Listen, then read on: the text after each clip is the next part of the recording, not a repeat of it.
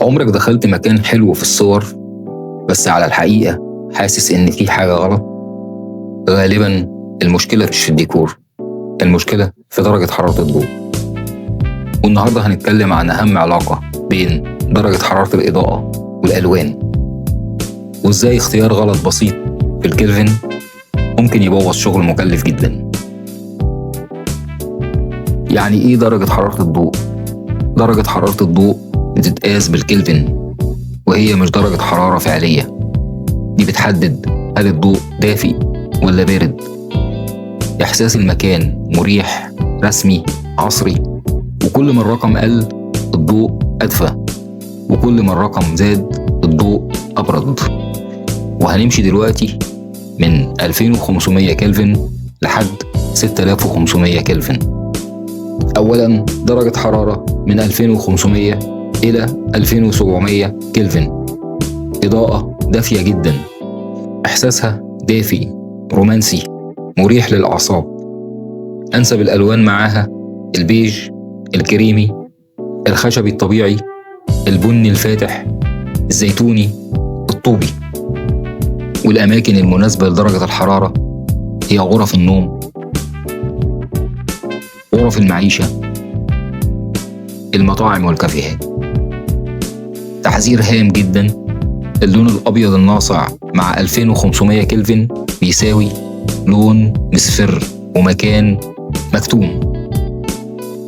ثانيا درجة الحرارة من 3000 ل 3500 كلفن، ضوء دافي متوازن، إحساسها مريح، أنيق، الأكثر استخداما في التشطيب الصح.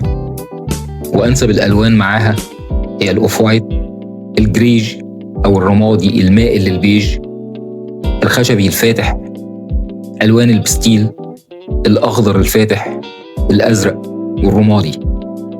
أنسب الأماكن الريسبشن، الليفينج، غرف السفرة، ودي أأمن درجة لو مش متأكد تختار إيه. ثالثاً درجة الحرارة 4000 كلفن ناتشورال، إحساسها نظيفة، واضحة، عملية. وأنسب الألوان معاها اللون الأبيض النقي، الرمادي، الأسود، الأزرق، الأخضر الغامق. وأنسب الأماكن المطابخ، الحمامات، المكاتب المنزلية.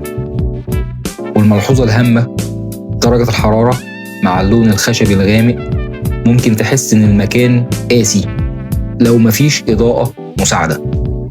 وعشان كده بنأكد على استخدام درجات حرارة متفاوتة مع الألوان، وبنحذر من عدم استخدام درجة حرارة موحدة للبيت كله. درجة الحرارة من 5000 ل 6500 كلفن، إضاءة باردة، إحساسها قوي، حاد، طبية، صناعية. أنسب الألوان معاها الأبيض الناصع، الرمادي الفاتح، المعدني، الأزرق البارد. أماكنها المحلات، الورش، المعامل، الجراجات.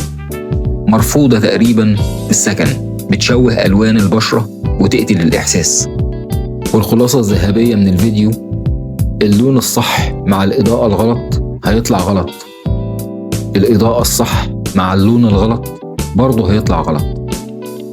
القاعدة السريعة: ألوان دافية، ضوء دافي، ألوان باردة، بيت سكني 2700 ل 3000 كلفن، مطابخ وحمامات 4000 كلفن، ابعد عن 6500 كلفن في البيت.